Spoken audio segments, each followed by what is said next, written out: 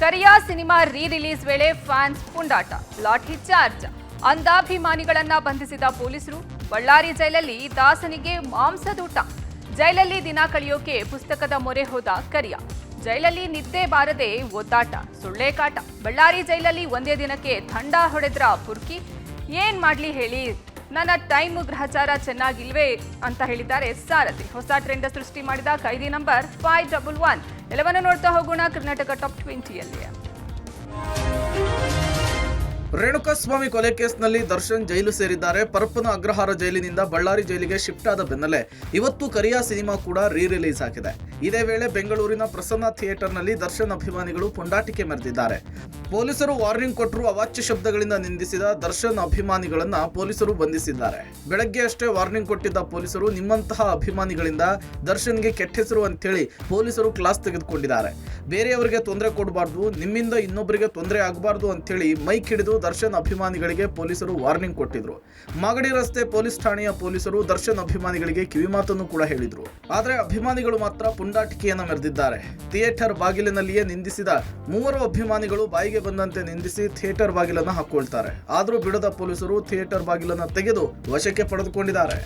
ನಿಮ್ಮಂತ ಕೆಲವು ಕೆಟ್ಟ ಅಭಿಮಾನಿಗಳಿಂದ ಅವರಿಗೆ ಕೆಲಸ ಗೊತ್ತಾಗೋದಿಲ್ಲ. ನೀವು ಅಭಿಮಾನಿ ಇರಬೇಕು. ಬೇಗ ನಾವು ಆ ಥರ ಏನಾದ್ರು ನೀವು ಸ್ಲೋಗನ್ ಕೂಗೋದು ದೂಸ್ತಾಕ್ ಮಾತಾಡ್ರೆ ನಾವು ನಿರ್ದಾಕ್ಷಿಣ್ಯವಾಗೆಲ್ಲ ರೆಕಾರ್ಡ್ ಮಾಡ್ತಾ ಇದೀವಿ. ಇಲ್ಲಿ ಬೇರಿಂದ ರೆಕಾರ್ಡ್ ಆಗ್ತದೆ. ಆಮೇಲೆ ಬಂತ ಬೇಗ ತೊಂದರೆ ಮಾಡ್ಕೊತೀರಾ.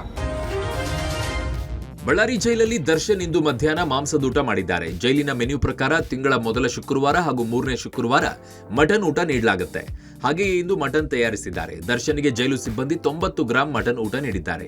ಮಟನ್ ಜೊತೆಗೆ ಅನ್ನ, ಸಾಂಬಾರ್, ಮಜ್ಜಿಗೆಯನ್ನ ಜೈಲು ಸಿಬ್ಬಂದಿ ನೀಡಿದ್ದಾರೆ. ಜೈಲಿನಲ್ಲಿ ಮಾಂಸದೂಟಕ್ಕೆ ಮಟನ್ ಅನ್ನ ಆಟೋದಲ್ಲಿ ವ್ಯಾಪಾರಿಗಳು ತಂದು ಕೊಟ್ಟಿದ್ದಾರೆ. ಇನ್ನು ಬಳ್ಳಾರಿ ಜೈಲಿನಲ್ಲಿ ಬೆಳಗ್ಗೆ ದರ್ಶನ್ ಬಿಸಿ ಬಿಸಿ ಉಪ್ಪಿಟ್ಟು ಸವಿದಿದ್ದಾರೆ. ಜೈಲಿನಲ್ಲಿ ಬೆಳಗಿನ ಉಪಹಾರದ ಮೆನು ಪ್ರಕಾರ ಇವತ್ತು ಉಪ್ಪಿಟ್ಟು ಕೊಡಲಾಗಿತ್ತು. ಎಲ್ಲ ಕೈದಿಯಂತೆಯೇ ದರ್ಶನ್ಗೂ ಕೂಡ ಉಪ್ಪಿಟ್ಟು ನೀಡಿದ್ದಾರೆ. ಇನ್ನು ಪ್ರತಿ ಕೈದಿಗೆ 355 ಗ್ರಾಂ ನೀಡುವಂತೆ ದರ್ಶನ್ಗೂ ಕೂಡ 355 ಗ್ರಾಂ ಉಪ್ಪಿಟ್ಟನ್ನ ಜೈಲು ಸಿಬ್ಬಂದಿ ನೀಡಿದ್ದಾರೆ. ಬಳ್ಳಾರಿ ಜೈಲಿನಲ್ಲಿ ಮೊದಲ ದಿನ ಕಳೆದ ದರ್ಶನ್ ಸಮಯ ಕಳೆಯಲು ಪುಸ್ತಕಗಳ ಮೊರೆ ಹೋಗಿದ್ದಾರೆ. ಬಳ್ಳಾರಿ ಜೈಲಿಗೆ ಬರುವಾಗ 2 ಬ್ಯಾಗ್ನಲ್ಲಿ ದರ್ಶನ್ ಪುಸ್ತಕವನ್ನ ತಂದಿದ್ದಾರೆ. ಪರಪ್ಪನ ಅಗ್ರಹಾರದಲ್ಲೂ ದರ್ಶನ್ 20ಕ್ಕೂ ಹೆಚ್ಚು ಪುಸ್ತಕಗಳನ್ನ ಜೊತೆಗಿಟ್ಟುಕೊಂಡಿದ್ದಾರೆ. ದರ್ಶನ್ ಭೇಟಿಯ ವೇಳೆ ಕುಟುಂಬಸ್ಥರು, ಸ್ನೇಹಿತರು ತಂದಿದ್ದ ಪುಸ್ತಕವನ್ನ ಓದುತ್ತಿದ್ದಾರೆ. ಪುಸ್ತಕಗಳು ಇಂಗ್ಲಿಷ್ ಹಾಗೂ ಕನ್ನಡ ಭಾಷೆಯಲ್ಲಿದ್ದು ದರ್ಶನ್ ಪುಸ್ತಕವನ್ನ ಓದುವ ಅಭ್ಯಾಸ ರೂಢಿ ಮಾಡಿಕೊಂಡಿದ್ದಾರೆ. ಸಮಯ ಕಳೆಯಲು ದರ್ಶನ್ ಪತ್ನಿ ವಿಜಯಲಕ್ಷ್ಮಿ ತಂದುಕೊಟ್ಟ ಲಲಿತಾ ಸಹಸ್ರನಾಮ ಪುಸ್ತಕವನ್ನ ಓದುತ್ತಿದ್ದಾರೆ. ನಿನ್ನೆಯಿಂದ ಮೌನವಾಗಿ ಇರುವ ದರ್ಶನ್ ಸೆಲ್ ಬಿಟ್ಟು ಆಚೆ ಬಂದಿಲ್ಲ. ದರ್ಶನ್ ಬಳ್ಳಾರಿ ಜೈಲಿಗೆ ಶಿಫ್ಟ್ ಆದ ಬಳಿಕ ಕ್ಷಣದ ಮಾಹಿತಿಯನ್ನ ಡಿಐಜಿ ಟಿಪಿ ಶೇಷ ಪಡೆಯುತ್ತಿದ್ದಾರೆ. ಜೈಲು ಅಧೀಕ್ಷಕರಿಂದ ದರ್ಶನ್ ರಾತ್ರಿ ಊಟ ಮಾಡಿದ್ದು ಟಿಫಿನ್ ಮತ್ತು ಬಿಸ್ಕೆಟ್ ಸೇವನೆ, ಲಲಿತಾ ಸಹಸ್ರನಾಮ ಪುಸ್ತಕ ಓದುತ್ತಿರುವ ಬಗ್ಗೆ ಮಾಹಿತಿಯನ್ನ ಪಡೆದಿದ್ದಾರೆ. ನಿನ್ನೆಯಿಂದ ದಾಸ ಮೇಲಾಧಿಕಾರಿಗಳ ಜೊತೆಯೂ ಕೂಡ ತುಟಿಪಿಟಿಕ್ ಅಂತ ಮಾತನಾಡಿಲ್ವಂತೆ. ಸಿಬ್ಬಂದಿಯ ಜೊತೆಯೂ ಕೇಳಿದ್ದಕ್ಕೆ ಮಾತ್ರ ಉತ್ತರ ನೀಡುತ್ತಾ ಇದ್ದಾರಂತೆ. ಬಳ್ಳಾರಿ ಸೆಂಟ್ರಲ್ ಜೈಲಿನಲ್ಲಿ ರೇಣುಕಾಸ್ವಾಮಿ ಕೊಲೆ ಪ್ರಕರಣದ ಆರೋಪಿ ದರ್ಶನ್ ಮೊದಲ ರಾತ್ರಿ ಕಳೆದಿದ್ದಾರೆ. ಹೈ ಸೆಕ್ಯೂರಿಟಿ ಸೆಲ್ ನಂಬರ್ 15ನೇ ಕೋಣೆಯಲ್ಲಿ ದರ್ಶನ್ ಇದ್ದು ಮೊದಲ ದಿನವೇ ದರ್ಶನ್ ಒದ್ದಾಡಿದ್ದಾರೆ. ಬಳ್ಳಾರಿ ಜೈಲಿನಲ್ಲಿ ದರ್ಶನ್ ಅವರನ್ನ ಸಾಮಾನ್ಯ ಕೈದಿಯಂತೆ ಜೈಲಧಿಕಾರಿಗಳು ಮಾಡ್ತಾ ಇದ್ದಾರೆ. ರಾತ್ರಿ ಚಪಾತಿ, ಅನ್ನ, ಸಾಂಬಾರ್, ಮಜ್ಜಿಗೆ ಊಟ ಮಾಡಿದ ಬಳಿಕ ಸೆಲ್ನಲ್ಲಿ ನಿದ್ದೆ ಮಾಡಲು ದರ್ಶನ್ ಒದ್ದಾಡಿದ್ದಾರೆ. ಇಡೀ ರಾತ್ರಿ ದರ್ಶನ್ ನಿದ್ದೆ ಇಲ್ಲದೆ ಮೌನಕ್ಕೆ ಜಾರಿದ್ದಾರೆ. ಹೊಸ ಜಾಗ ಆದ ಕಾರಣ ದರ್ಶನ್ ನಿದ್ದೆ ಇಲ್ಲದೆ ಚಡಪಡಿಸಿದ್ದಾರೆ. ಒಂದೆಡೆ ನಿದ್ರೆ ಬಾರದೇ ಇದ್ರೆ ಮತ್ತೊಂದೆಡೆ ಸೊಳ್ಳೆಗಳ ಕಾಟಕ್ಕೆ ಪರಿತಪಿಸಿದ್ದಾರೆ. ಪರಪ್ಪನ ಅಗ್ರಹಾರ ಜೈಲಿನಲ್ಲಿ ದರ್ಶನ್ಗೆ ಜೈಲಧಿಕಾರಿಗಳು ರಾಜಾತಿಥ್ಯ ನೀಡಿದರು.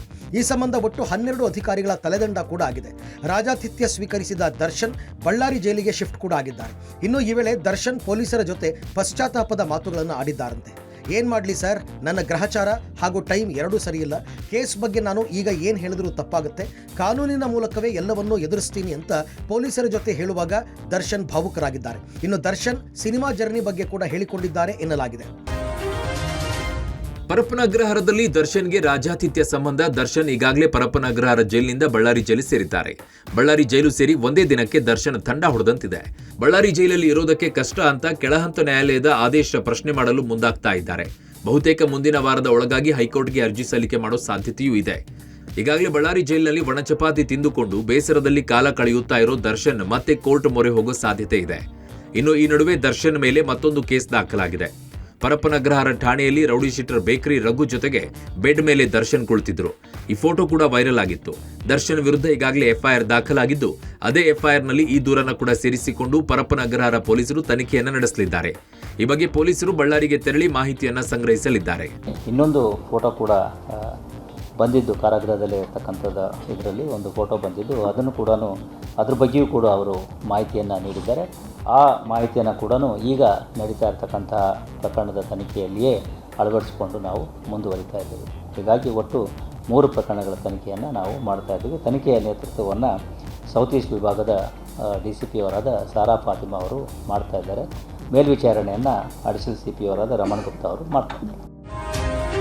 ಚಿತ್ರದುರ್ಗದ ರೇಣುಕಾಸ್ವಾಮಿ ಕೊಲೆ ಕೇಸ್ನಲ್ಲಿ ದರ್ಶನ್ ಪರಪ್ಪನ ಅಗ್ರಹಾರ ಜೈಲು ಬಳಿಕ ಬಳ್ಳಾರಿ ಸೆಂಟ್ರಲ್ ಜೈಲು ಸೇರಿದ್ದಾರೆ. ಪರಪ್ಪನ ಅಗ್ರಹಾರ ಜೈಲಲ್ಲಿ ದರ್ಶನ್ಗೆ ಖೈದಿ ನಂಬರ್ 6106 ನಂಬರ್ ಅನ್ನು ನೀಡಿದ್ರು.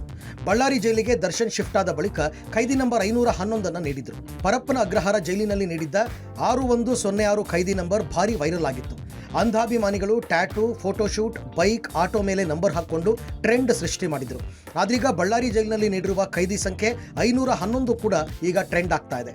ಆಟೋಗಳ ಮೇಲೆ ದರ್ಶನ್ ಖೈದಿ ನಂಬರ್ 511 ಅಭಿಮಾನಿಗಳು ಬರೆಸ್ಕೊಂಡಿರೋದು ಟ್ರೆಂಡ್ ಆಗ್ತಾ ಇದೆ. ಆಟೋ ಹಿಂಭಾಗ ಹಾಕಿಸಿಕೊಂಡಿರುವ ಖೈದಿ ಸಂಖ್ಯೆ 511 ಸಾಮಾಜಿಕ ಜಾಲತಾಣದಲ್ಲಿ ಸದ್ಯ ವೈರಲ್ ಆಗ್ತಾ ಇದೆ. ಚಿತ್ರದುರ್ಗದ ರೇಣುಕಾಸ್ವಾಮಿ ಕೊಲೆ ಕೇಸ್ನ ಚಾರ್ಜ್ ಶೀಟ್ ಫೈನಲ್ ಆಗಿದೆ.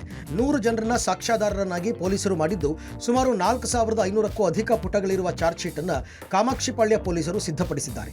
ಮುಂದಿನ ತಿಂಗಳ 10ರ ಒಳಗಾಗಿ ಕೋರ್ಟ್ಗೆ ಚಾರ್ಜ್ ಶೀಟ್ ಸಲ್ಲಿಸೋದಕ್ಕೆ ಕಾಮಾಕ್ಷಿಪಾಳ್ಯ ಪೊಲೀಸರು ಸಿದ್ಧತೆ ನಡೆಸಿದ್ದಾರೆ. ಸದ್ಯ ಚಾರ್ಜ್ ಶೀಟ್ ಅನ್ನು ಪೊಲೀಸ್ ಆಯುಕ್ತರು ಮಾನಿಟರ್ ಮಾಡ್ತಾ ಇದ್ದಾರೆ. ರೇಣುಕಾಸ್ವಾಮಿ ಕೊಲೆ ಪ್ರಕರಣ ಹೈ ಪ್ರೊಫೈಲ್ ಕೇಸ್ ಆಗಿರೋದ್ರಿಂದ ಅತಿ ಹೆಚ್ಚು ಸಾಕ್ಷ್ಯಗಳನ್ನು ಪೊಲೀಸರು ಕಲೆ ಹಾಕಿದ್ದಾರೆ. ಇನ್ನು ಡಿ ಗ್ಯಾಂಗ್ನ ಮರ್ಡರ್ ವಿಕೃತಿಗೆ 2 ಲಾರಿಗಳು ಕೂಡ ಸಾಕ್ಷಿಯಾಗಿವೆ. 2 ಲಾರಿಗಳ ಮೂಲ ಮಾಲೀಕರ ಪತ್ತೆಗಾಗಿ RTOಗೆ ಪೊಲೀಸರು ಪತ್ರ ಬರೆದಿದ್ದಾರೆ. ಮೂಲ ಮಾಲೀಕರ ಜೊತೆಗೆ ವಾಹನಗಳ ದಾಖಲೆಗಳನ್ನು ನೀಡಲು ಪತ್ರ ಬರೆದಿದ್ದಾರೆ. ಶೆಡ್ನಲ್ಲಿ ರೇಣುಕಾಸ್ವಾಮಿ ತಲೆಯನ್ನ ಲಾರಿಗೆ ಗೊದ್ದಿಸಿದ್ರು. ರೇಣುಕಾಸ್ವಾಮಿ ಸಾವನ್ನಪ್ಪಲು ಇದು ಕೂಡ ಒಂದು ಕಾರಣವಾಗಿತ್ತು. ಹಾಗಾಗಿ 2 ಲಾರಿಗಳನ್ನು ಕೂಡ ಪೊಲೀಸರು ಸಾಕ್ಷಿಯನ್ನಾಗಿ ಪರಿಗಣಿಸಿದ್ದಾರೆ.